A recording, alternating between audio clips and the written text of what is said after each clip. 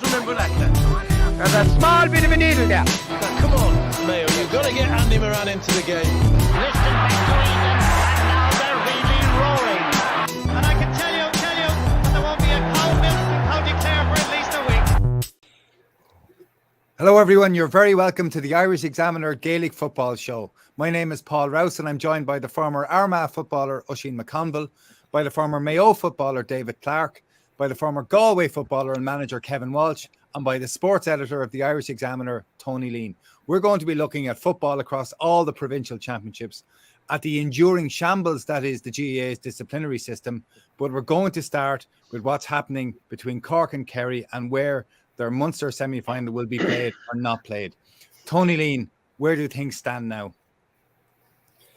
I would say, Paul, we've probably gone from three scenarios to two. The three scenarios were the games in Killarney, the games in Páirc Uí Rinn, or the games in a neutral venue, which is probably going to be the Gaelic grounds in Limerick. From what I'm led to believe at this stage, Killarney seems to be off the table, which is the most ironic thing, given that that's the actual expressed choice of the Munster Council itself. If I'm a betting man at this stage, well, I suppose it depends. The question I'd ask is how intransigent is the Cork football group right now? Because if the Cork football group, and I met one of the players literally in the last 24 hours, and I said to them, you know, are you going to go? And I got no sense whatsoever of a budge. And if that's the case, then Limerick maybe. If they concede a small bit of ground. The key to it, Paul, really is Kerry. Just like last year with the Tyrone semi-final, and that's relevant to say here because there is still kind of a constituency in Kerry of I told you so that was kind of whispering in people's ears last August when, you know, Kerry were talking about, you know, what they would do, and people were saying, you know, you'll get no thanks for this and it's going to backfire if you actually, you know, let the game go back another couple of weeks. And they were the ones that are whispering no again, and you do this again. And you saw what happened against Tyrone last year. The Kerry executive are meeting this Wednesday evening, Paul, and they can grease the wheels to some extent by actually saying, you know what, we don't care where the game is played. We'll go to Páirc Uí Rinn, we'll play the game, fix it for Páirc Uí Rinn. I think personally that's the best solution. That's easy for me to say sitting here in Cork. I'm not part of the Kerry group. But I do get the sense from Jack O'Connor, and you know Jack O'Connor, Paul, I think Jack really is of a view that the game itself is more important than the venue. I mean, there is a genuinely real possibility still that this game doesn't get played, that Cork forfeit the game, which a member of the Cork executive pointed out to me last week would be absolutely catastrophic. Not even in the strikes of 2002, 2008 or 9 did Cork ever forfeit a championship game. This would be a new first and a new low if they were to do so. And what would bring them to forfeit the game? How would that happen? Because you've got to appreciate where Cork football is at the moment. They have now taken a stand. They pressed the nuclear button. I don't believe they should have. I think that they were advised not to, but they still said no. We are not going anywhere. The Munster Council originally fixed this game for Páirc Uí Rinn. That's what we're preparing. That's the only place we're going to play the game. That boxed them into a corner, lads. And in that scenario, there's no options left. Given the standing of the Cork footballers in the county, they now know that once they've made that decision, they can't draw back from that decision now. They just can't draw back. They are going...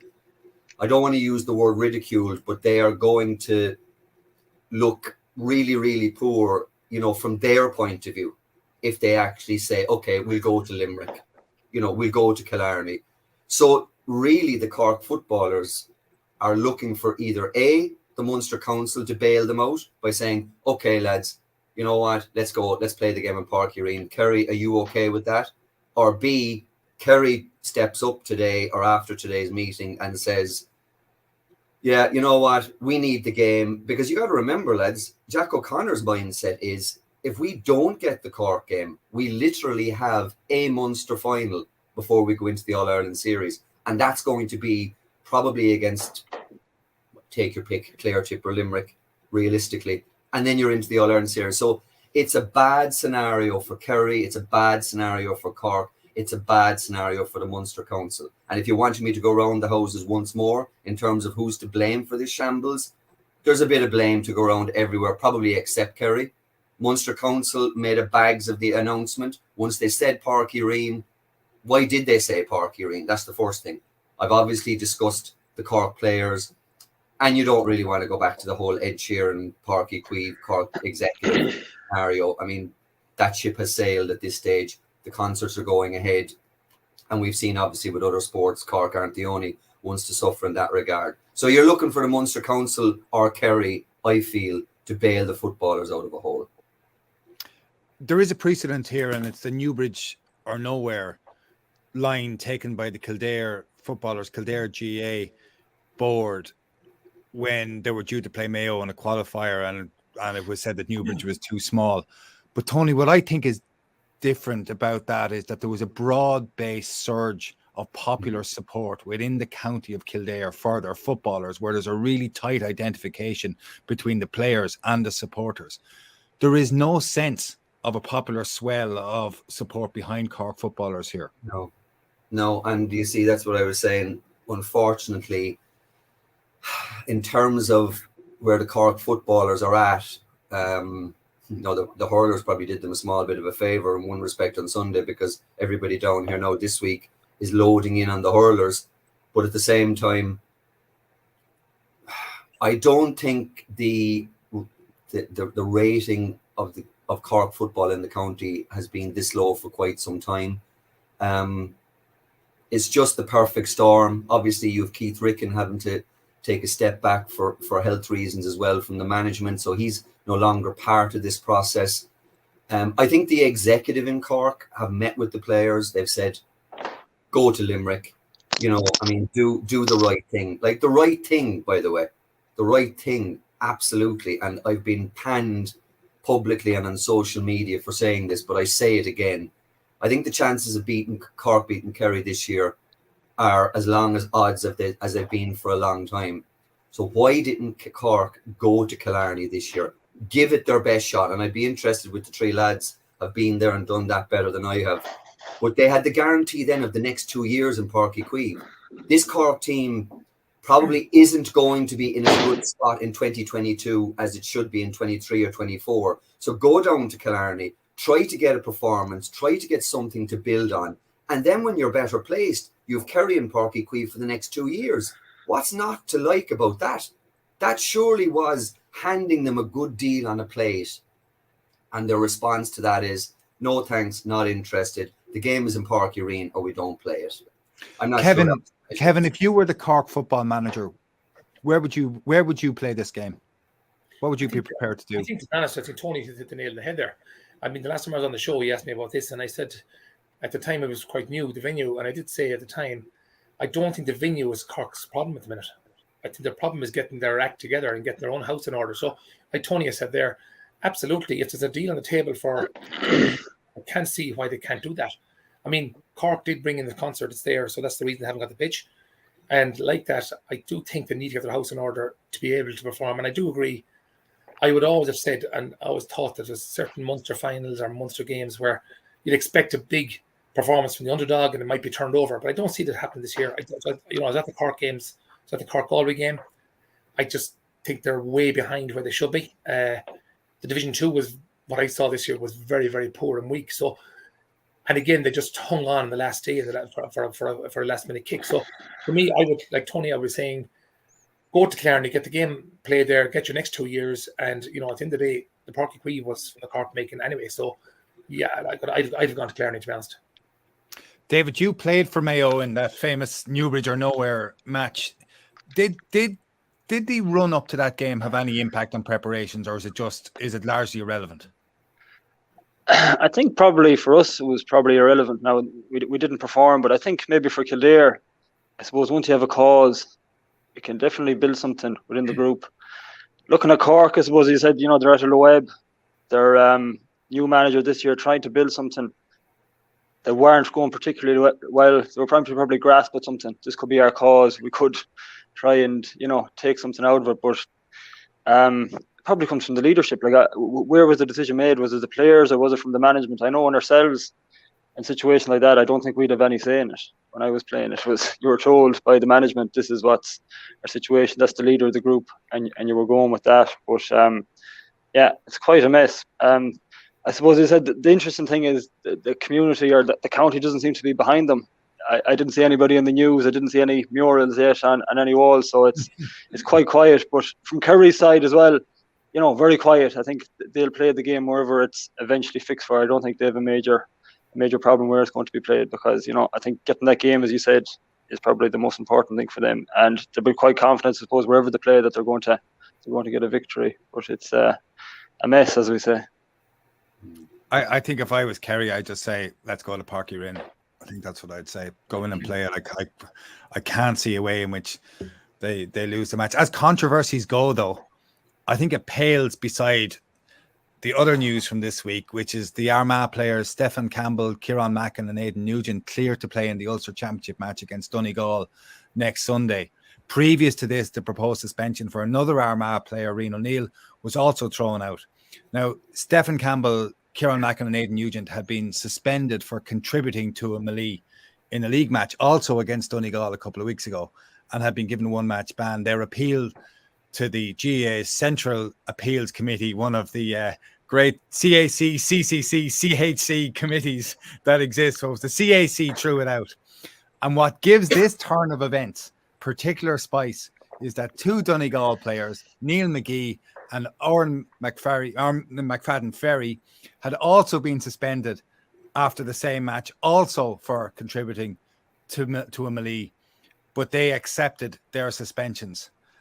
Oisín, what's going on? I think you've explained it really well there, Paul. I think it's obvious that the Donegal two obviously felt that they were guilty of something, so no point in appealing. Whereas the Armagh lads obviously felt that what they were suspended over was unjust. So if you feel as if something's unjust, then you appeal against it. And the two Donegal lads were fighting with each other, were they?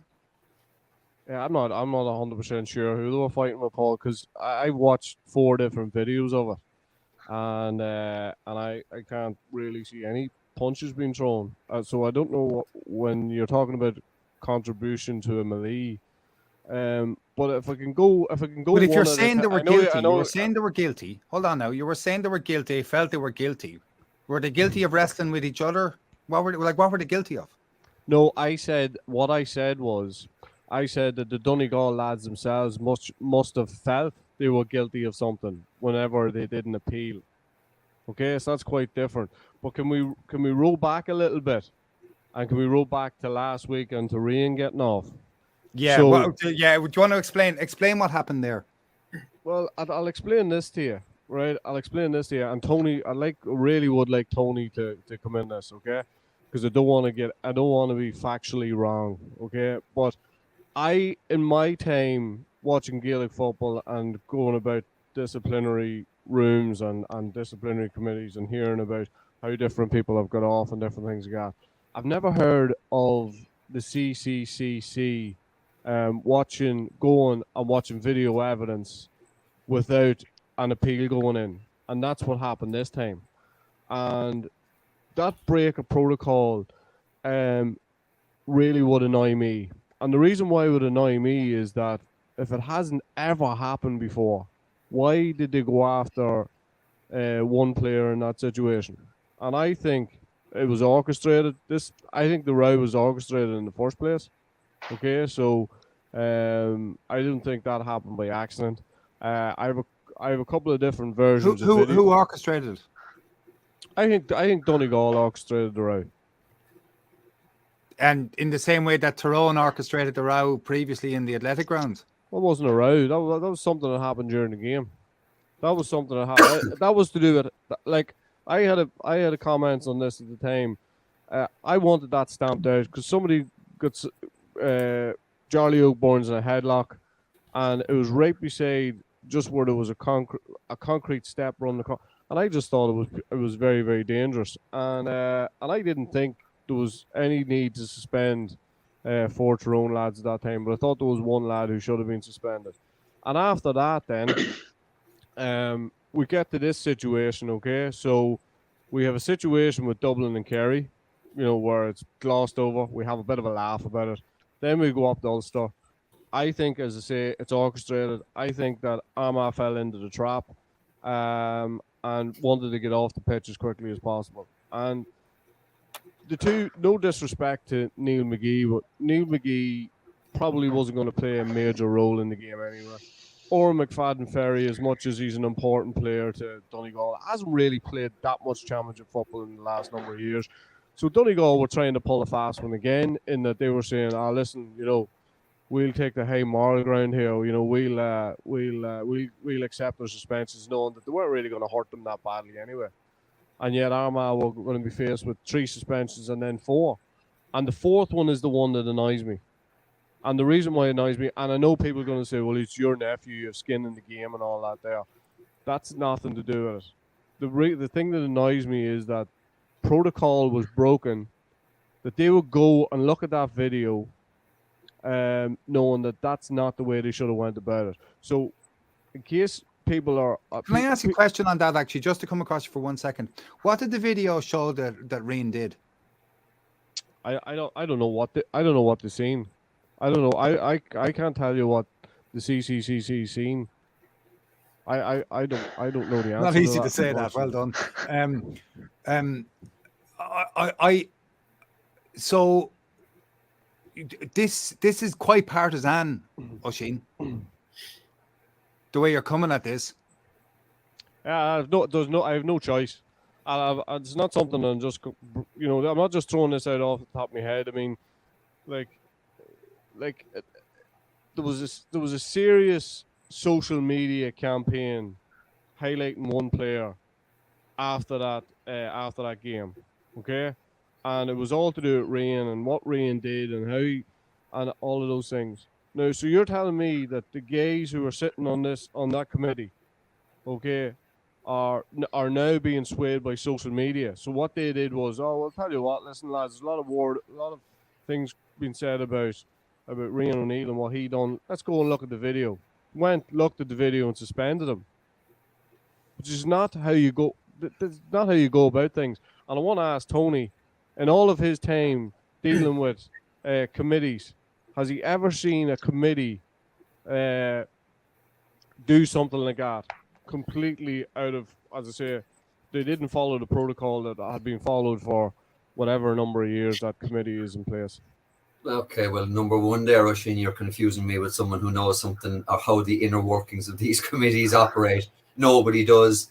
Number two, what I would say is, we can say with any degree of certainty, by the way, that the decision was made on the basis of social media. I would think, in fairness, that's a long stab now.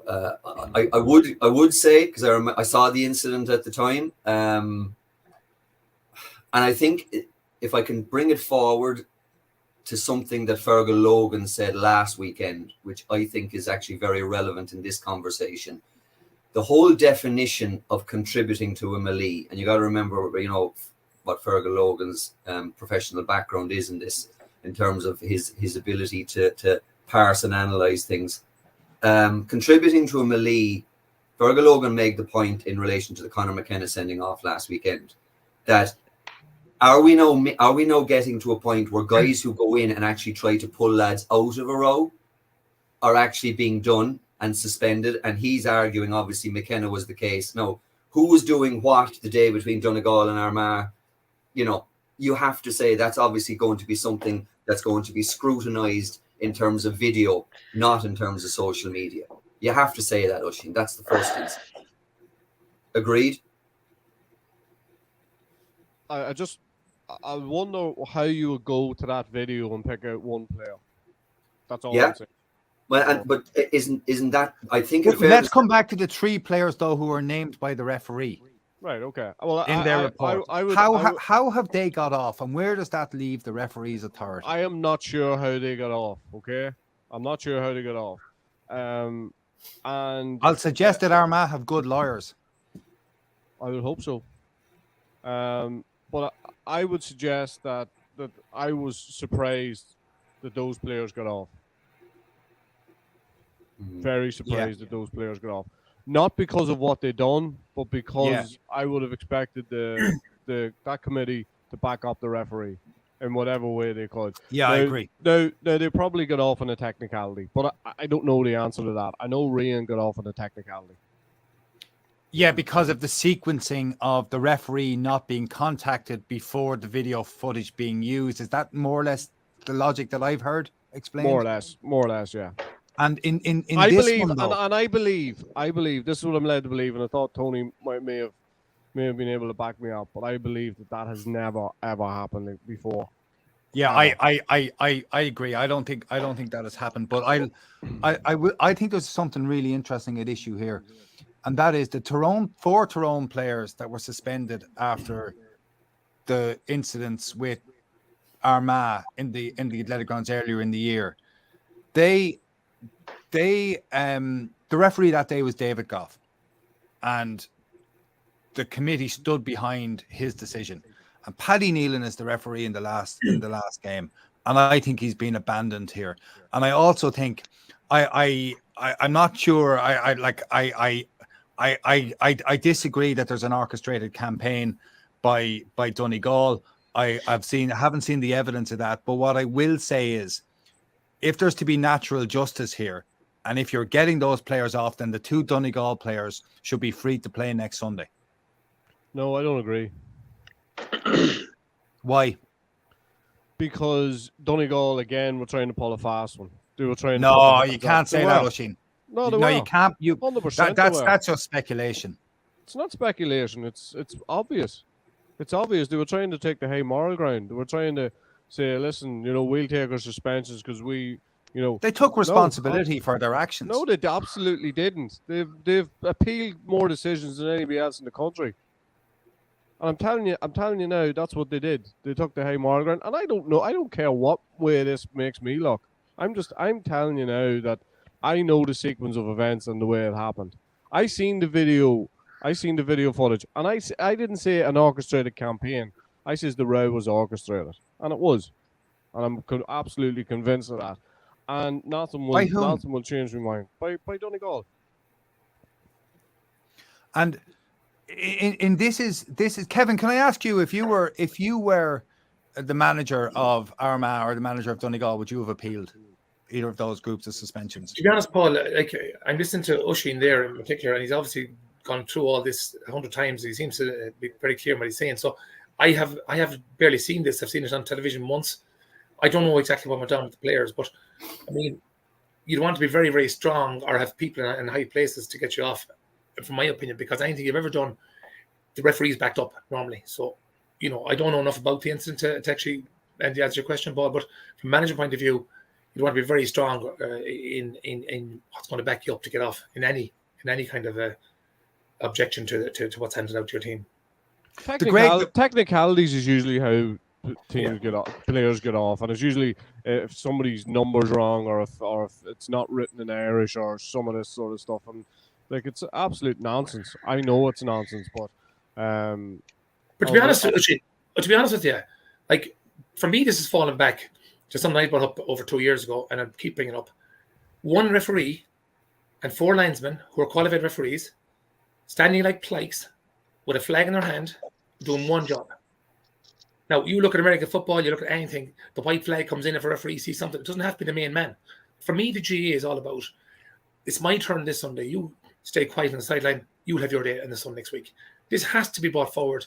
You've got very, very well, I would say, experienced referees on sidelines doing absolutely nothing bare waving a flag. It's crazy. All this type of stuff. You look at the amount of stuff that's gone off the ball, right? And people will give, like say David Goff, a clap in the back for seeing 2 or 3 things on the far side of the field. What about all the stuff you missed? Now, you have to have somebody that's going to look at us after the stuff that's consistent, not just a referee saying, oh, fair play to me, saw this. What about the 100 things that went on at the same time? So all of a sudden that referee is changing momentum for a game where he shouldn't have that power. For me, there's enough people on a sideline that are qualified to make calls and make the call, not going through the referee. make that call, and you won't be long cleaning up the act of all this type of stuff. So for me, the GA has to look at the bigger reason why this is happening. And for me, it's down to the referees not being given the job on the sidelines. And can I just say one more thing on that? And this is 100% not having a go at referees. The amount of decisions last weekend that were made from 50 and 60 yards away from the play was unbelievable. There's no I don't care how fit you are, how much ground you can cover. You're not going to be able to see the modern day lads when they break. There's absolutely no chance that referees are going to be able to stay with them. And like I've said for 4 or 5 years now that it's high time we had 2 referees, one for each side of the field. And you get laughed out of town because the first thing people will say is, well, you've got 4 umpires and you've got a third official or fourth official, and you've got 2 linesmen, but they're not contributing. They're not contributing in the way they should contribute, on exactly the point that Kevin's after making.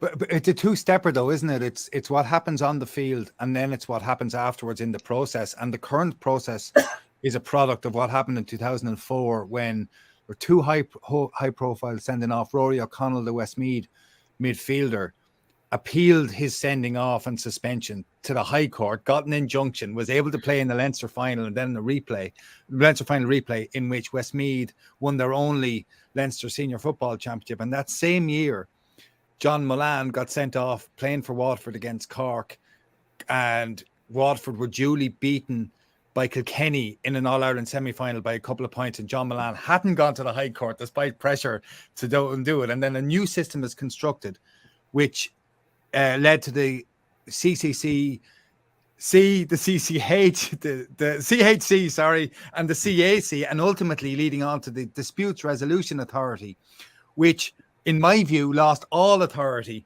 in 2015 when Dermot Connolly was allowed play in the replay for Dublin against Mayo. And if anybody wants to understand how really brutal that decision was from the DRA, they should read what David Rennick, who was the dissenting voice on a 2-1 decision, said about that decision at the time and afterwards. It's like it was a stunning decision to allow him play in that. Actually, David, I was just wondering, do you remember, like that was the night before the replay he was cleared? Do you remember any sense around that at the time? Small bit of talk, but I can't remember overly thinking about it beforehand. But obviously he had a major impact on proceedings as the day went. Yeah. Look, everybody wants to see the best players playing.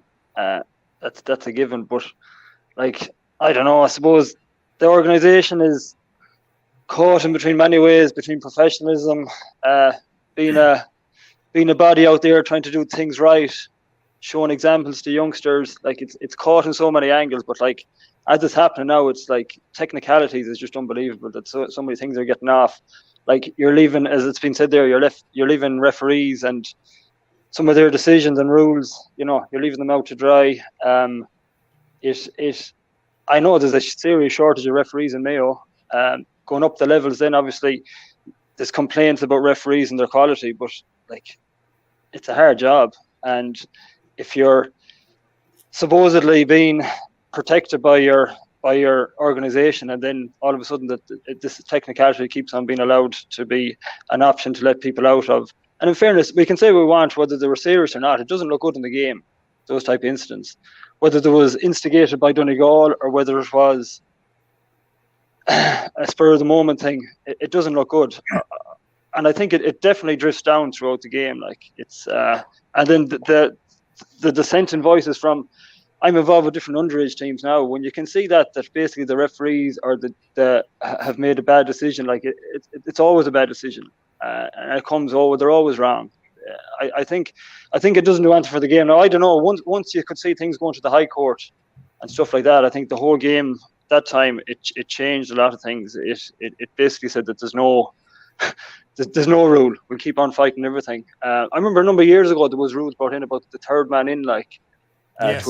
To Melee, and I think Tom Parsons got caught one night. We were down in Kerry, and he was one of the first men he was made an example of. But then all of a sudden that'll disappear for a few months or maybe a few years, and then I think was it there the last day again. It's brought back up, so they decided to start using it again. Will he get off? He may get off again.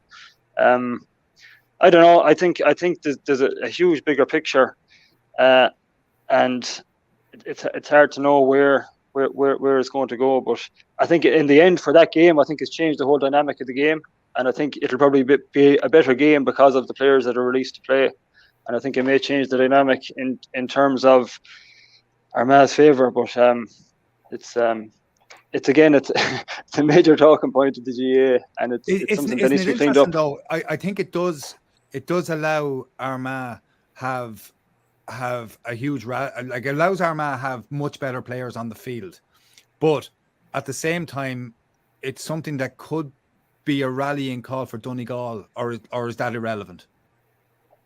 Yeah, I suppose they've got a cause. I suppose it's late in the day, but I think I definitely think Armagh getting them players back, they're real key players for them. I think this is the game they've been targeting all year. They never give up on the chance of them being involved, so I think they've been probably planning towards this. I think it'll give them a real boost. They're a team that's developing nicely, but I suppose Donegal will get that cause as well. But I'd be tipping Armagh. I just ask one question, Paul, on this. I wonder, will we ever get to a point in the GAA when you're watching a game and you see a red card and you can say with any degree of certainty that player is going to miss the next important game? I can say that when I see someone sent off in the Premier League, when I see someone sent off in rugby, I can say with certainty, okay, he's out for the next day. He's going to be a big miss. I wonder, will we ever get to that point in the GAA? And if we don't, which we can't, why won't we? There is a great cultural tradition within the GAA of the objection as well. If you go back through the decades, the amount of matches that were won in committee rooms and decided in committee rooms they're quite sensational in terms of the number. I don't think it's quite as bad as it was. Oisín, do you now think that Armagh will beat Donegal? Yeah, I think getting those players off. I think look at Kieran Mackin. It's widely known probably won't play in the game. He's got a pretty serious injury. But Aidan Nugent, after rain, I suppose you depend on him big time for scores. Stephen Campbell just gives everybody a lift coming off the bench. Has done, and is an absolute key player for Armagh. But yeah, I think it leaves the game pretty much 50-50. Have you lost faith in Donegal? Yeah, I thought Donegal 4 years ago were the team that could come and dominate. I don't think they've brought the players through at the pace that they could have. Probably think that they stuck with a few of the older boys maybe just a little bit too long. And those players who have come through haven't really been given the opportunity to blossom. I see Oisin Gallen, who I thought was one of the next big things as far as Ulster football is concerned. I see he looks as if he's not fit again. So I think there's a real question mark, and they'll be questioning themselves. I don't think they've become a bad team overnight, but they just have an inability to win the big games, and that has happened for the last 4 years now. And you could say that they're a little bit like Kerry in that respect, in that they still have, even though they've proven a lot of things, they've won a fair degree of big games. They've won their Ulster Championships, but it really came to the crunch. They haven't been able to do it. So hopefully that is continued at the weekend. David, when Mayo were lining up to play Donegal in matches, what were you trying to do to get at them, to stop them when they were attacking, and then to expose them in the back? Did you have plans? I suppose it's probably a slightly different team at the moment, but maybe going back, the last big game that both Mayo and Donegal played was that game in Castlebar. Qualifier 3 years ago, yeah. Yeah, was it Super 8 or something? Super 8, Super 8. Yeah, I think there's a lot of pressure on us. We probably weren't going great. That was probably another one of those games. You're going back to the years Donegal. It was their time. They were after putting up a good, I think, performance. The draw with Kerry, or a week or two before that, they were right in the mix. They were being talked highly up. But was in Castlebar. I remember it was a rocking atmosphere. Jeez, it was one of those days that you were. I think I was injured. I wasn't tagged, but massive atmosphere. I suppose like Mayo played the way they play, high intensity, high pressure, try and tackle up high. I remember that day particularly they tried to bypass midfield. Donegal were quite strong around the middle that time. Aidan O'Shea matched up against Michael Murphy, tried to nullify him. Did well on that day.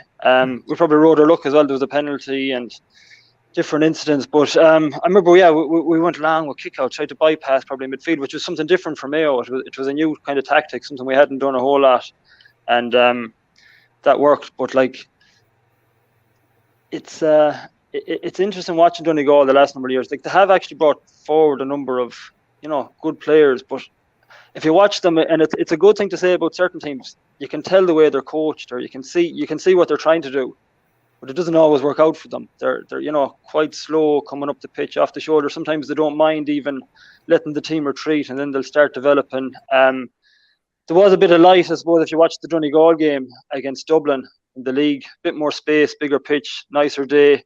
You could see them playing a bit more, kicking football, getting a bit more space. But that seems to happen to every team that plays in Croke Park. It's like a different game of football. I don't think you can read a whole lot on the league. I think, it can be, the weather can play, it can play an awful impact on games and, performances. But I'm not sure about these provincial venues either. I think Donegal might be a bit more suited if they get into a bigger pitch, faster pitch. Weather may be a factor this weekend again. But they do have players that can kick scores from distance, and that is something that isn't always with a lot of teams. I know ourselves and Mayo wouldn't be one of our attributes, but if they have that, and they get a high percentage of those, it keeps them in any game. But they have certain players that are, it's hard to know are the same. Like Jamie Brennan is a player at this times, he absolutely flipping ruins teams, but sometimes then you don't see him in games, or he's not maybe deemed as a starter. He brings them something different. But again, like, there's a lot of players, we'll probably talk about Galway later on, but like, there's some fellas I know from playing, when you see Michael Murphy at the edge of the square, he definitely brought a different dynamic. And is he going to be left in there long enough? Does he have to do more work out the pitch? And he ends up maybe doing a lot of hard work, whereas if he gets the right time in there and he gets maybe the right ball, I know Armagh are probably going to counter that, but it can change the dynamic of games. They probably do a bit of luck as well. I think the last couple of games, although they've lost them, there was periods in all those games they could have won them. Yeah, they were tight to them. Is Damien Comer one of those people who, if you see them in the full forward line, that it has that Michael Murphy type effect? That's the man I'm thinking. Like, he's dangerous. Like, in fairness, when you see him running with the ball, like, he's very hard to stop. But a lot of it is he's outside the 45 and he's cutting across. And in fairness, he'll beat 2 or 3 players. But he's got this haymaker of a swing. I've seen it down through the years, and it comes into the square, and he's getting this punch over his head. And I think I seen it 2 or 3 times in the league last year, and it's definitely going back through the years. And one of them are going to hit the net someday. But he's definitely an animal. But look, the game doesn't. Who will pick him up? Who will pick him up for Mayo against Galway? Yeah, it may go to first of all, who's going to pick up Shane Walsh, I suppose, and then I go back to who's going to be fit first of all for Mayo. Is going to be a major thing. So you're going to have legs on Shane Walsh. So that's probably going to be Paddy Durcan or Oisin Mullen. I suppose if the two of them are fit, you have a great thing. I don't know, would Pádraig O'Hora or maybe Lee Keegan may wait in the full back line with him. Could be, strength wise, but he does tend to roam, so it's interesting. But I know there's probably going to be the big question is who's going to be fit for Mayo, and then can they work around that? So have you who's in and who's out? Jeez, I'm like, once you're away from it, you don't ask too many questions anymore. You don't get to too many answers, maybe, should I put it? But I think there's a hope that Paddy Durcan is going to be fit. Jim O'Connor is going to be fit. You'd be hoping maybe Oisin Mullen. I'm not sure other than that. Like, what's the situation? But I know Jordan Flynn is definitely supposed to be out. He seems to have picked up a bad injury, at the end of the league final. The last couple of minutes of it. Kevin, will Galway beat Mayo on the weekend? Do you know, Paul, I suppose one of the few weaknesses that have shown up in both teams in the last few weeks have been the full back line. So we're talking about Michael Murphy and Damien Comer. Will they be left exposed? You know, I think Dave mentioned about Mayo pressing high up the field and stuff. I'm not so sure that your team, David, is as good now as it was 3 or 4 years ago at pushing up front. You had a very fit Kevin McLaughlin. You had Killian O'Connor in the field. You had what do you call the full forward there? You had three or four. They just were very, very good. You had Andy Moore and able to do a bit of work as well. Andy Moore, players across the line able to work. And actually Doherty's the guy I'm thinking of. Those guys were really, really aggressive in stopping backs coming out. So I just noticed in the last 3 games that the Mayo fellas up front aren't as aggressive as that, which means the team are getting out maybe 5 or 6 seconds quicker, and that leaves your full back then exposed. So you saw O'Hora with Clifford and stuff. I don't think he got any protection whatsoever. Again, if Galway can get out quick enough, if Mayo do a high press, they could do damage. Damien Comer could do damage regardless of who's been on him. And but I would say I don't think Galway can afford to leave their own back isolated. I think every time they've done that against Mayo in the last 2 years, they've beaten them out the gate. So look, it's going to be. I do expect that Galway will go tight at the back. I was at the Clare match in Tuam. It was 1-2 each at half time, and it was just on about 15. It was actually 15 behind the ball the first 15 minutes behind, and I don't even have the ball behind the halfway line. And that was Galway. That's how Galway played against Clare. So maybe they're getting ready for Mayo. I don't see them they're going to leave Mayo themselves exposed at the back. But likewise, something has turned up in the Mayo defence at the minute that they're not as good stopping the ball coming out. So it's really hard to call, Paul, to be honest. It really is really hard. I think the injuries David spoke about, that's going to be huge for Mayo to get those boys back in, because, you know, if Damien Comer and Shane Welch are stopped, where's the rest of them going to come from? So other guys will have to step up. And, you know, it's a relatively young Galway team. They're not proven leaders yet. You talk about Donegal, the Frank McGlynn's and the Gallaghers this world are gone out Donegal at the minute. And you can see it a mile away. I know they're not getting over the line, but there's reasons for that. Their leaders aren't there. While they can shoot from far distances, it's just the guys that goes in the trenches. I don't see it for Donegal that 3 years. I know we always hear about, you can see their coach and this and that, but it's time for them to move up the gear, and I don't see it happening at the minute. But back to Mayo, Galway. If Galway don't protect their backline, Mayo could do awful damage, and but I expect they will. Oisín, how do you see it? Well, first of all, it's a game I'm looking forward to because, just like the boys outlined, I mean, there's a number of different ways in which these teams can go about it. I actually thought that the Derry game was fairly good practice, you know, as far as Galway were concerned. I thought they played that game really, really well, because I actually thought that defensively they looked a lot better than they did without taking too much away from how they operated up front. I think Mayo are going to be reliant, like, Diarmuid O'Connor's the big question mark over him. Like, if he's not fit, like, that's a major plus for Galway. I think Mayo are going to have to slightly tweak things and change things. You look at the Tyrone game towards the end of that game. You look at how much ball they kicked away. Kevin McLaughlin kicked away, 4 or 5 balls, one after the other. Trying to get the ball into the full forward line. There probably just isn't. They're probably just not at that stage at the minute where you have that option of using that much long ball into the full forward line, or even any sort of ball into the full forward line. And I think at the moment Mayo should just rely mainly on just numbers coming from defence, the likes of Dorkin and the likes of Keegan breaking the lane. So Matthew Ruan, I think that's where their strengths lie, and I think Galway are going to be in a great position if Mayo maintain this thing that they have to kick the ball into the forward line, and I'm all for that. I'm all for it. I'm all for mixing it up a little bit because it keeps the other team honest. But I don't think Mayo really have that option at the minute, and those options are few and far between. So I think it depends a lot on how many times Mayo give the ball away in the final third if they're to win this game. I actually think Mayo will win the game because I do think they have enough players who can come from the middle and come from the half back line and get scores for them. But I think they're relying a lot on Ryan O'Donoghue up front.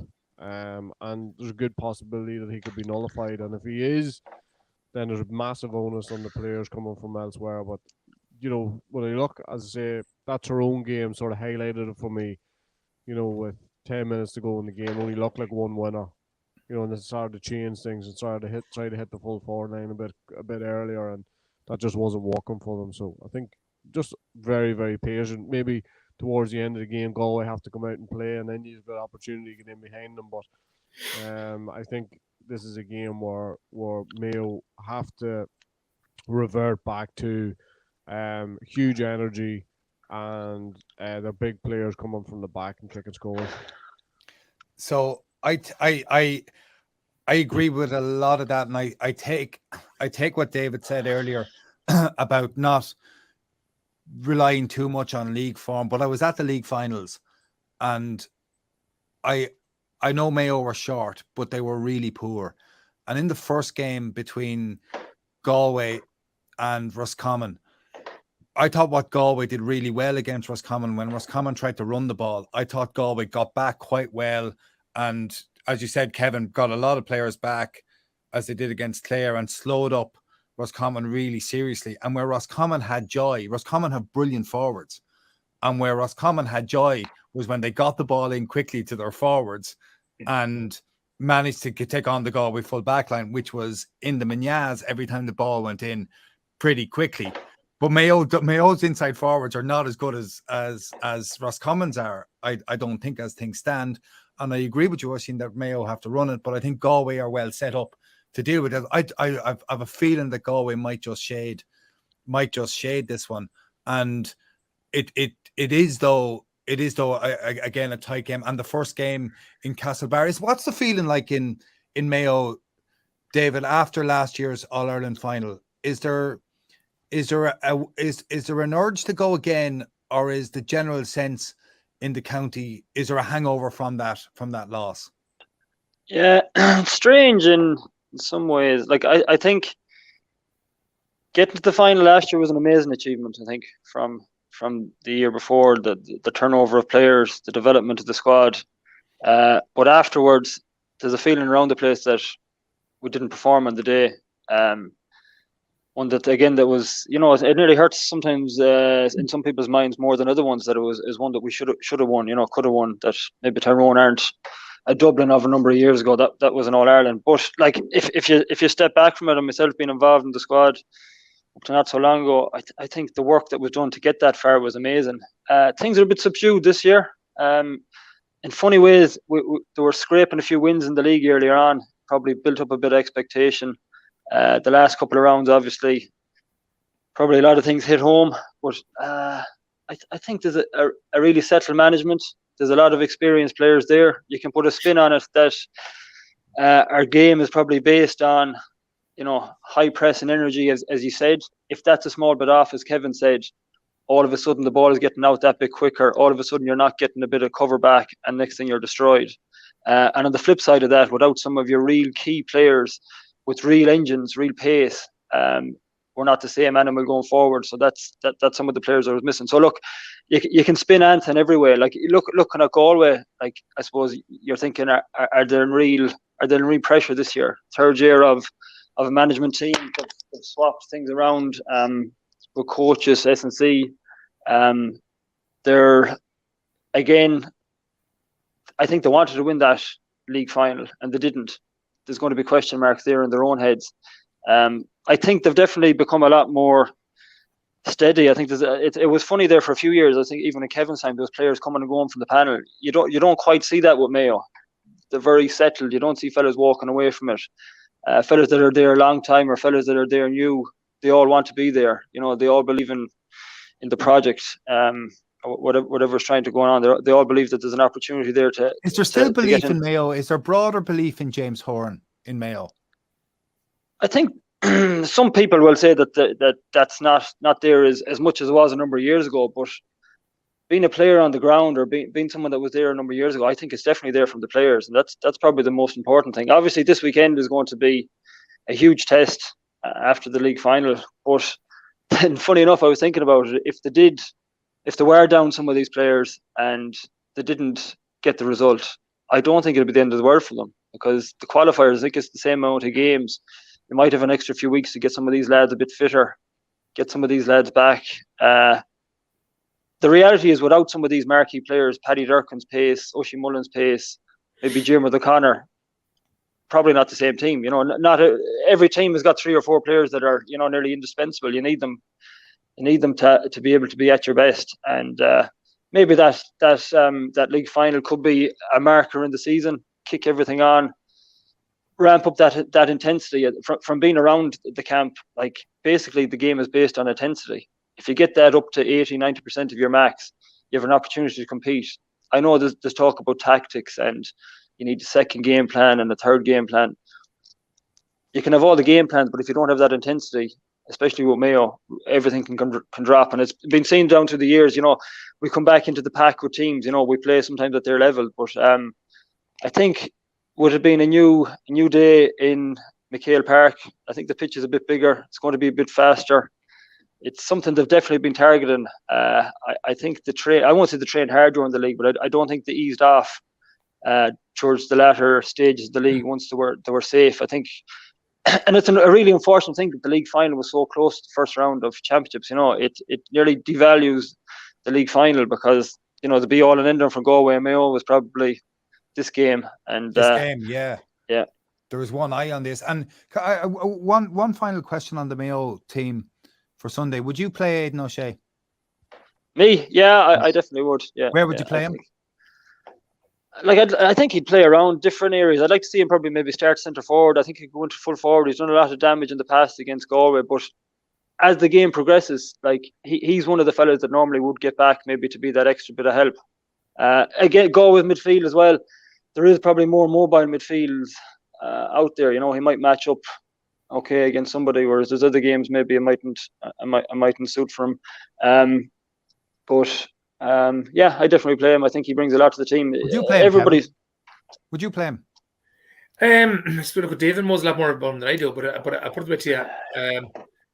When I came into Galway first, Aidan would be a massive threat, and like David said, they're full forward, very, very hard to handle. But at the same time, when you got a system put around him, and you put him in full forward, I wouldn't see a major threat at all in him, and I haven't seen for the last number of years. I know Kevin McStay was roaring and shouting about they found a place for Aidan O'Shea when they beat Galway by 20 points in Tuam Stadium 3 or 4 years ago. That's because Galway didn't leave any help at the back. So again, he was full forward the following day against Tyrone and done nothing. So for me, I'm not so sure I'd play him. And if I was playing him, I think Dave made a valuable point. I would play him midfield on Sunday if I was playing him. I think he may well suit Paul Conroy. Paul Conroy has been playing shooting very well, and I think if he could well suit the midfield on Sunday. But I think he could be a massive impact. I think 10 minutes when the team isn't expecting him on the pitch, he can cause huge damage. But if he starts, I think it's you can't protect against him. We'll go back to the other side of it. You spoke about the turnover of players. Mayo have had a serious turnover in the back. Keith Higgins is gone. Colin Boyle has been injured, and he's obviously not getting any younger. He's gone, right? So again, you talk up front, and Kieran Connor's just back. So there's Andy Moran is gone. There's a big turn, but those players, in fairness, they were ready to go. If you know what I mean? They were in their 30s. The worrying thing for me, you saw Adrian Varley at the weekend against Sligo. Ian Burke, Michael Daly, Declan Kine, Owen Kern. You name all those players. There's none of them in their 30s, and I just hope that the team that's there now are able to step up, because you need a massive panel to be able to go. But so for me, and I don't know enough about the young Galway players, but Sunday is going to be a massive test for these guys now. As David said, they're 3 years together. They need to be getting this victory, and it's a day for them to prove that they're ready to step up to the big game. Again, I'd like to see some of the other players that were there at a young age still there, bringing those young players through. So I hope there's not too many gone, and I hope there's not too many young players coming through at the one time. So that's a big balance to get right. But answer your question about Aidan O'Shea, I think there's a spot in the middle from actually come this game. Last weekend, the championship started with wins for Leitrim over London and Sligo over New York. Kevin, there feels a gulf though within Connacht between Mayo, Galway, Roscommon, and then the other two counties. It's almost as if the teams are looking ahead almost. If whoever wins between Galway and Mayo, when you talk to people from those counties, they automatically assume that they're going to play Roscommon in the Connacht final if they win on this Sunday. Is that the way it is? It is, Paul. That's the way it is. And you know, as management, you're not that way because you know yourself. You can slip, and so. But it definitely the feeling around you, and I suppose that's the hardest thing for players is the expectation of their supporters. It's Leitrim or it's Sligo, but you might get a tough game, but you get over. That's the kind of perception. But to be fair, if you look at the history, bar one or two plays along, that's the way it has been for quite a while. So there's a reason for that. But look, there's no doubt about it. The three teams that you spoke will be more eyeing each other up than anybody else. And I suppose you saw last Sunday that, you know, Sligo, they're coming out of Division 4. They seem to be improving a bit. I watched the game myself last day, and but they were quite lucky. I mean, a ball hit the post there was a minute to go, and it didn't go wide. If it did, they'd be facing the ball again, but they came out and went down and got a point and got a free afterwards, or whatever it was. So I don't think that Sligo or Leitrim are ready yet to compete with the big three. Oisín, was that a club mate of yours training New York? No, neighbour in club. Neighbour, yeah. Tony McGeaney, yeah. Actually, cousin. I think he's a cousin of Geezer's as well. So, lad has been out there 12 years, been involved in lots and lots of clubs out there, but also he's done a lot at underage development squad. So he's been involved for a long time. I'm sure he knows a lot of those players. A lot of those players were home-based players, which was probably a bit of a break from the norm. Obviously, there was a few names from that we'd recognise, like Varley and Medane, and a few. Yeah, but loads of lads born in New York playing for New York. Yeah, one guy actually, Keelan Mallers, whose dad played with a neighbouring club here as well. So the two Brosnans who are Kerry, who are Kerry based originally as well. Their dad was, but they are all born New York. So there's a whole new breed of footballers coming along, and they look quite comfortable in their surroundings, and just be interesting now to get a crack at, you know, Tailteann Cup, and you know, if that's something that can bring them on again. But I like what London have done or what New York have done eventually, a little bit like London, in that they've gone for more for, you know, home-based players and players that, you know, have come up through the ranks and come up through the system, and also managers. You know, interesting that, you know, Michael Maher and Johnny are two guys who've been involved in the underage before and have made the progression right through to management. So it seems something that, again, will be long term will be better for both London and New York. Can I ask you, the other game last weekend was Tyrone for Man. Were you impressed with Tyrone? Yeah, I was suitably impressed with them in that, you know, whenever they really needed to opt, they opted, and they opted for 15 or 20 minutes, and were able to drop off again a little bit. And, you know, I know, you know, there's a worry about the amount of goal chances they give away and stuff, but they just seem to have that extra gear. I mean, I think Kevin made a really good point to start when he said about the gulf between what I seen personally at Division 1 level and what I seen even at Division 2 level. And I think, you know, come back to the Galway Mayo one, you know, are Galway properly prepared for, you know, what's coming at them at the weekend, you know, as in playing Division 2 football, just the intensity levels and the quality and that. So, again, you know, Tyrone, you know, had gone through Division 1, Fermanagh Division 3, and the preparations were poles apart, and I just felt as if Tyrone had another couple of levels, and I think, to be honest, Tyrone are in probably a decent place. And usually in Ulster, whenever you get drawn out in the preliminary round, you go, oh no, not the preliminary round. But I think this was an occasion where the preliminary round will have done Tyrone absolutely no harm whatsoever. We're going to run through the fixtures at the weekend and just call a winner. Oisín, you had an outstanding league. Connacht, so you're going for Mayo. Yeah. David, who'll win that, Mayo or Galway? I'll go for Mayo. Kevin? I think the Division 2 was very poor this year. I think the Derry match for Galway, 3-8 the first half was superb. If it tells me two things, Galway played well, but Derry mustn't have turned up to a degree. So I'm not sure how much they learned from that. So with the Division 1 experience, I think Mayo are going to be hard to take out. Okay. The Leinster Football Championship begins this weekend. It's as if it isn't happening. All focus is elsewhere. But there are 6 counties out for whom these are big games. Oisín, Louth versus Carlow. Louth obviously have had a really good time, but this is a sort of game which has tripped them up in the past, but I just think just a little bit too much quality and also playing with a nice degree of confidence.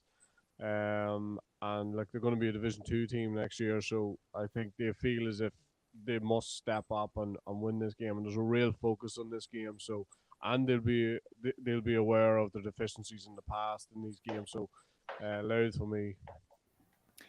David, who do you think will win between Louth and Carlow? I'd probably have to say Louth as well. They've been building consistently the last couple of years. I think they're one of those teams that since Mickey Hart comes in, there's been a real consistency in the players. Like you see some of those teams that were in Division 3 and 4, there's a good turnover of players year to year, whereas there's consistency. There seems to be good sounds around the place. So I'd definitely go for Louth, yeah. And Oisín, who do you think will win between Laois and Wicklow? I actually liked what I seen with Laois at the start of the year. If you think about the O'Byrne Cup and then you think about the first game against Louth, when they turned them over, and I'm gonna stick with Laois just about. Okay, and who do you think will win between Wexford and Offaly? It's an away game for Offaly, which makes it is tricky, but I think Offaly. I've seen enough from Offaly, and I think they'll be hurting a little bit by the way the league finished. So I'll go Offaly to win that one. David, Laois or Wicklow? I know there's a bit of turmoil down there in Wicklow, or the change management. Laois. Okay, and Offaly, Wexford? Offaly. I like what they're doing. Okay, good call. Kevin, Louth and Carlow? Louth. Laois and Wicklow? Laois.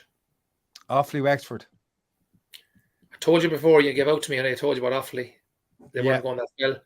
I'm going for a Wexford home win. Yeah, I'm nervous about it. There's quite a few injuries, and you called it exactly right about Offaly. Before I called it exactly right, which pains me to say it. There is no game in Munster this weekend. It springs into life with Tipperary against Waterford and Clare Limerick the weekend after next. So we'll come back to that, and as well as Donegal Armagh on Sunday. The previous day, Antrim play Cavan. Oisín, how do you see this game going? It's probably the trickiest one to call at the weekend, I think. I think Antrim are helped by the fact that, David talked about teams having a cause.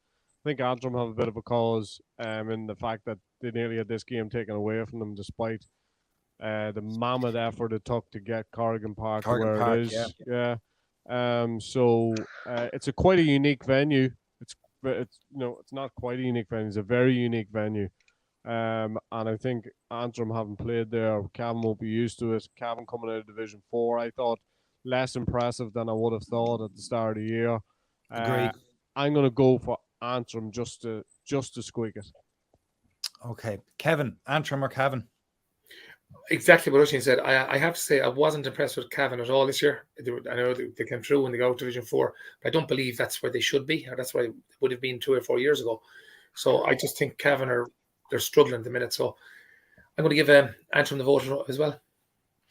And David, how do you see it?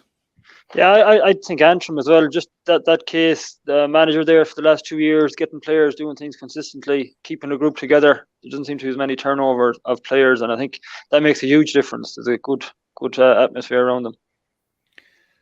For the first time that we've since we started this podcast, everybody who's offered an opinion has called exactly the same team for each match the whole way down. So it's Mayo, Louth, Laois, Offaly, and Antrim to win. So you're either all right or all wrong in all of this. And Wexford, Paul. Oh, you call Wexford. That's true. Apologies, Kevin. I'll reframe that. We don't want to hear it. So, yeah, I suppose I'm in denial over that prospect. The thing to say though is, it is great that there is championship football back going again. It is great to be able to go to games, and that the world of Gaelic football is opening up again. And the hope has to be that we are in the early stages of what proves to be a huge championship. And I do think it's the most open championship of any All-Ireland that has been played since, well, I will say since the dawn of the Dubs strong era. I think it's a really open championship. So Oisín, I'm just going to ask you to call a winner of that championship. I like what Tyrone are doing. I'm going to go Tyrone. Okay. Kevin? I'm going to go with Kerry. A lot on the basis, I think Dublin have come back. They may not need to improve the whole pile. I thought they should have beaten Tyrone last year. I know Tyrone won it. But I go Kerry. David? I'd have to go with Kerry as well. I think it's not that they're new. They've been there a couple of years. They're probably flattered to deceive, but Jack O'Connor in charge, even seeing the type of players he was pulling out in there, was it the McGrath Cup games? Like there's a different atmosphere around them. I think it's theirs to win this year. Can anyone from Connacht win the All-Ireland? I think it's a big ask for Mayo, if I'm honest, and I wouldn't count Galway in the picture so much. Big ask for Mayo, I suppose, form-wise, injury-wise, but amazingly, if you get up near a semi-final, if they can go through the front door, win Connacht, decent draw in a quarter-final, I think anything can happen. The team seems to develop and move on very quickly. I think he used the league wisely. He was just trying to get one or two more players. There was huge chopping and changing. A lot of fellas got game time, looking for that real strong athletic type player. And if you can add a few more of them in, he's probably looking for having 22, 23 players that he can pick at any stage. He's probably found one or two, maybe Jack Carney's one. Jordan Flynn, I suppose, is a loss. I suppose he really developed, but you just don't know. Get to Croke Park, Mayo seem to be a different team at times. Kevin, anyone from Mayo win the All-Ireland? Or anyone from Connacht win the All-Ireland? I think it's going to be a big ask, because I think both of them have new players, and I'm not so sure where they're at. Going by the league finals, I don't think either of them were All-Ireland winners by those two, and that's the last one we can go by. I think both teams actually want to win the games. Regardless what you say, Galway wanted to win that game, and so did Mayo. So I'm not going to make any excuses. They'll have a lot of improvement to win Ireland. I want to finish. I know it's a Gaelic football show. But Paul, can we get you on record? Because last year you just kept chopping and changing, and then about 5 minutes to go in the All Ireland final, you said Tyrone. So can we get you on record this year, please? I think I texted you when the fourth official put up the board to say that I fancy Tyrone for this one. I think Dublin will win the All Ireland. That's who I think will do it. Now I know why you kept chopping and changing. Yeah. Well, I mean, if the evidence changes, I'll change my mind later in the year. But I'd like to see a bit of football first, and it'll depend on what Dublin do. I do want to finish. I do want to finish on a non-GA related matter. Oisín, how are you after United last night? This is as bad as it's ever been. Are you okay though? Are you okay? Not really, no.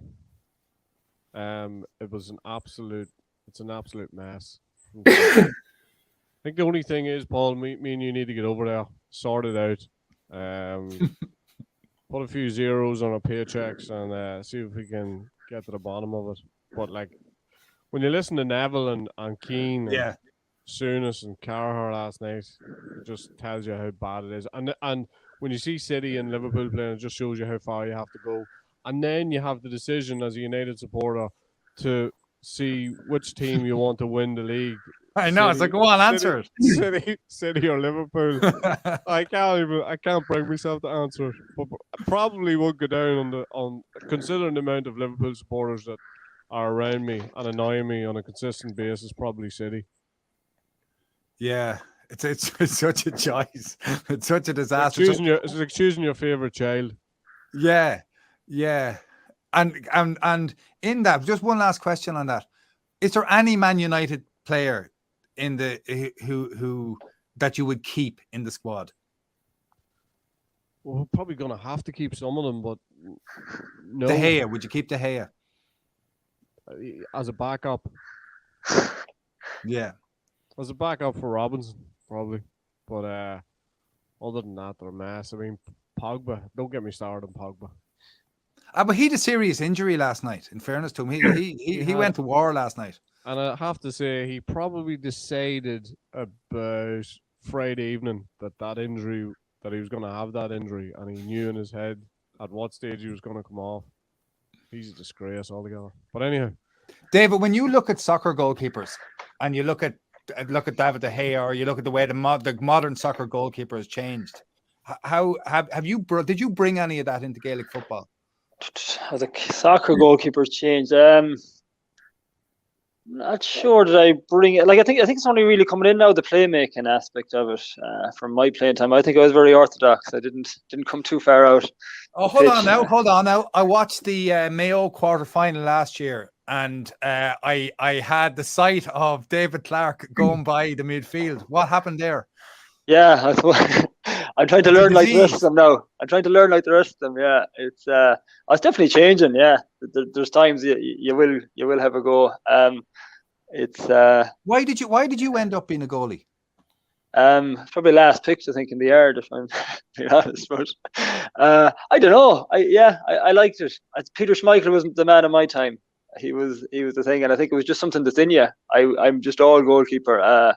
Didn't have any real interest playing outfield. I might have played one game under 10 or something, or under 8, and I've been in goal since. I think I was one of these young fellas. I was able to dive on concrete in the yard, and I wasn't able to get hurt. So I started going from then. But I was awful lucky in the club. A couple of my first coaches and school teachers were goalkeepers or former goalkeepers, and there's probably a bit of pushing in that direction. Don't really remember it, but that must have got something to do with it. But yeah, the game is definitely changing. You can see it developing. I'm still not 100% sure about the outfield players converting back.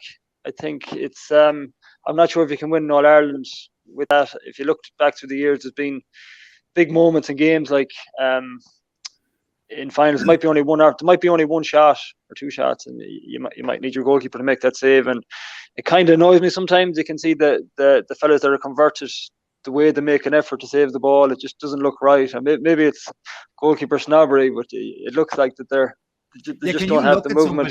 Can you look at somebody and say, look, there's a natural goalkeeper, or there's someone who's been at this a long time, as against there's someone who's converted? Yeah. Well, you might be able to see that.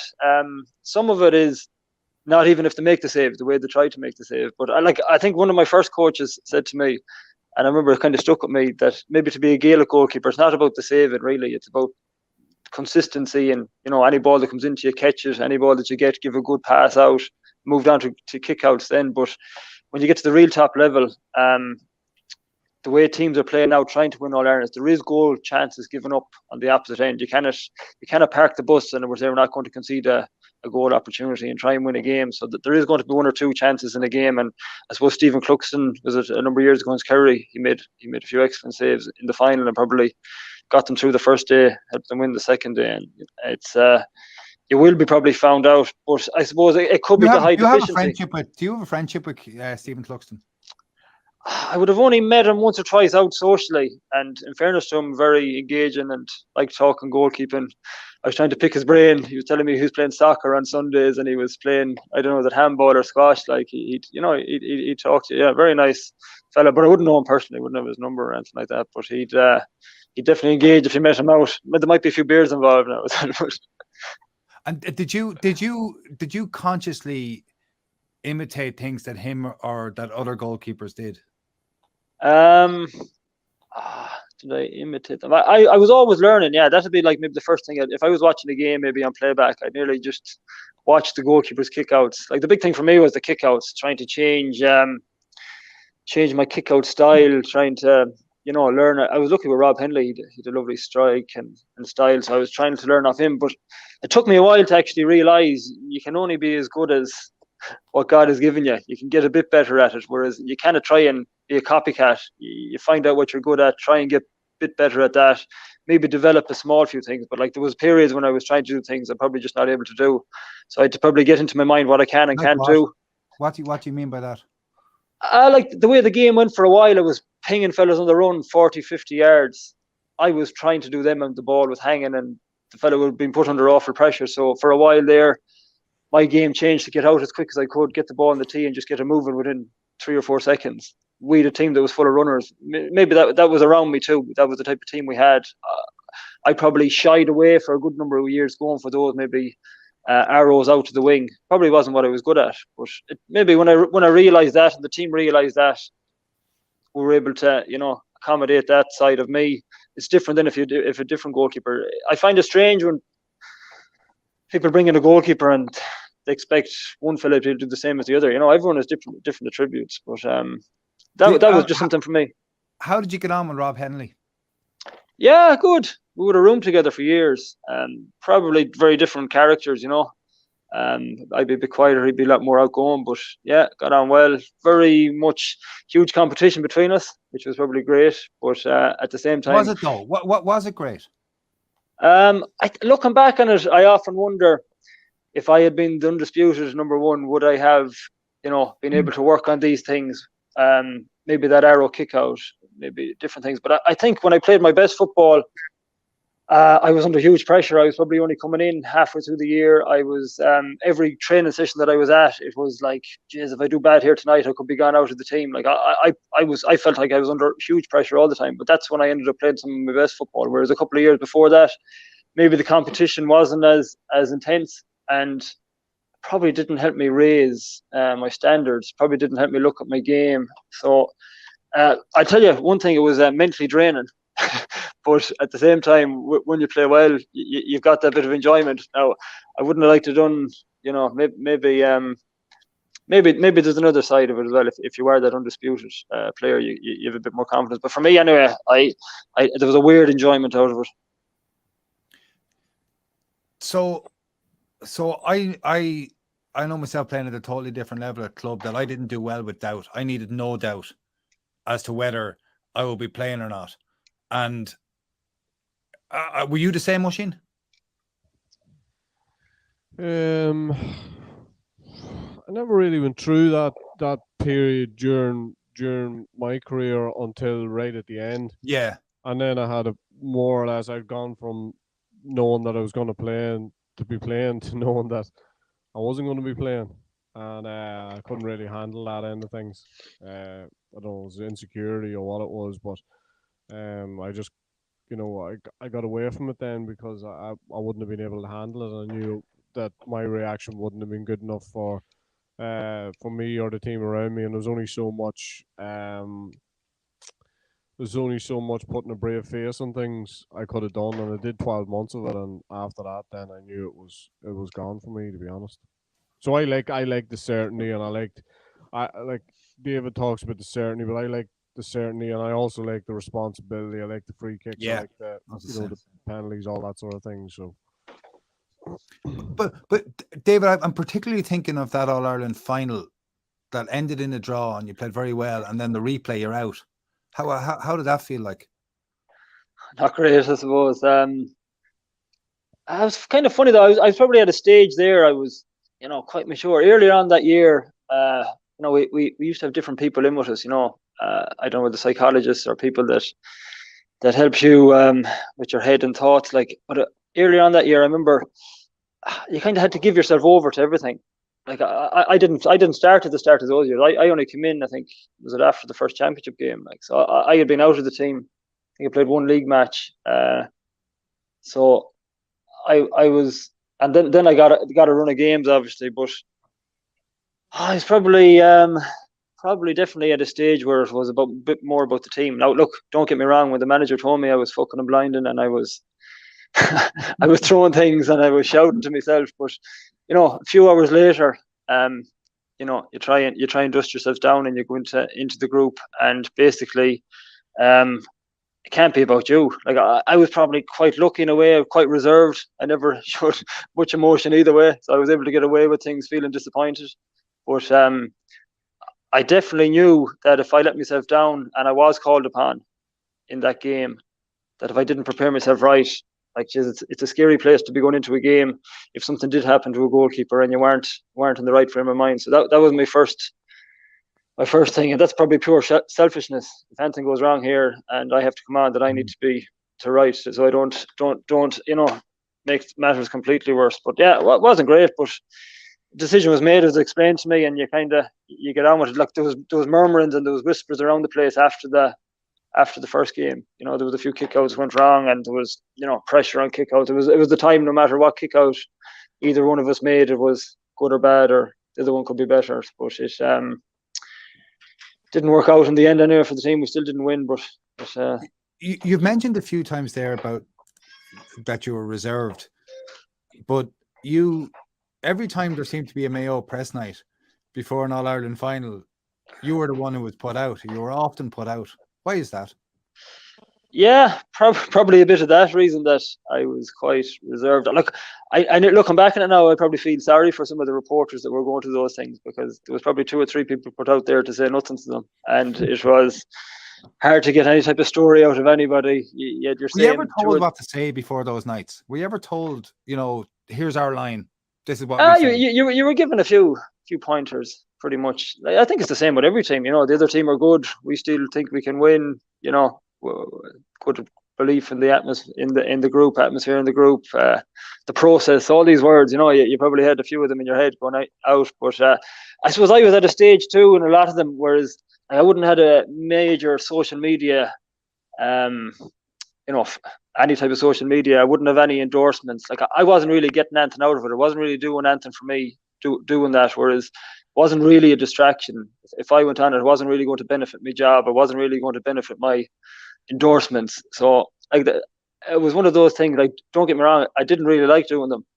I wouldn't be a real speaker out in public. It wouldn't be something that I'd get me kicks off. But if it was something I could do for the team, if I was asked to do the job, like there was times I was put out, I wasn't even playing, like I was sub, and it's nearly embarrassing for everyone. But you went out there and you were one of the numbers, and you gave your spiel, and you came off, and hopefully nothing blew up the next day that you're giving the other team a cause. But I definitely felt sorry. I met some of those reporters and journalists on a couple of All-Star tours, and like you're talking to them and you're nearly embarrassed in what you were trying to say to them. They're only trying to do a job too. And in fairness to them, I don't think any of the fellas I've met, all good guys, they're never trying to really catch you out. But that was the time and the way. I wait to say nothing. Oisín, were you ever trusted on a press night? Yeah, no, I would have done quite a few press nights.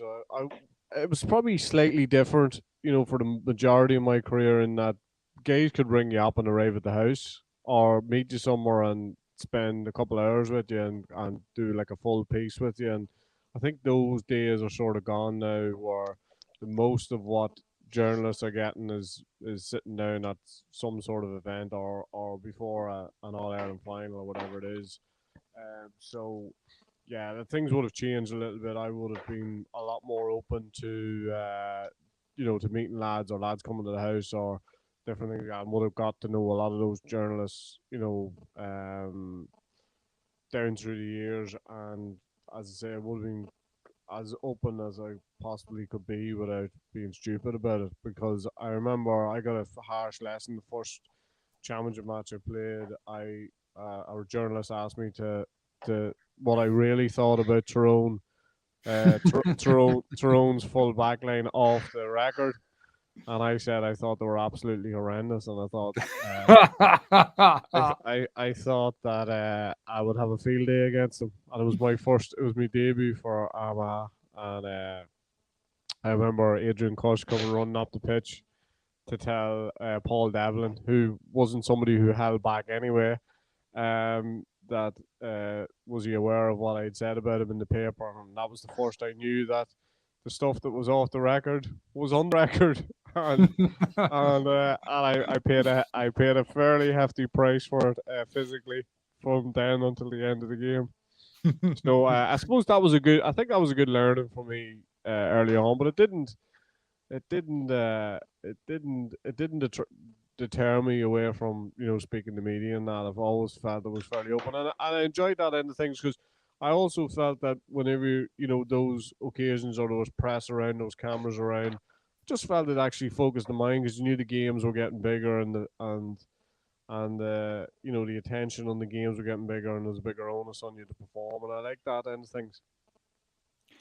I came at it from a kind of different angle, playing club football in Offaly. I was a reporter for the local paper and had to report on matches that I was playing in, and we beat we beat Edenderry, and everyone knew I was doing it, so I had to have a bit of fun with it. We beat Edenderry, who were then county champions in the first round of the championship, second round of the championship, and I put in a line about myself: "Come at the hour, come at the man." I love it. And it caused a small bit of problems for myself, but anyway, I think we'll leave it there. Thank you to Larry Ryan for running this podcast, to Raf Rocca, to Jack Neville, to Tony Leen, and to everyone at Examiner Sport. A huge thanks to Oísín, and especially to David Clarke and to Kevin Walsh for joining us today. We'll be back soon.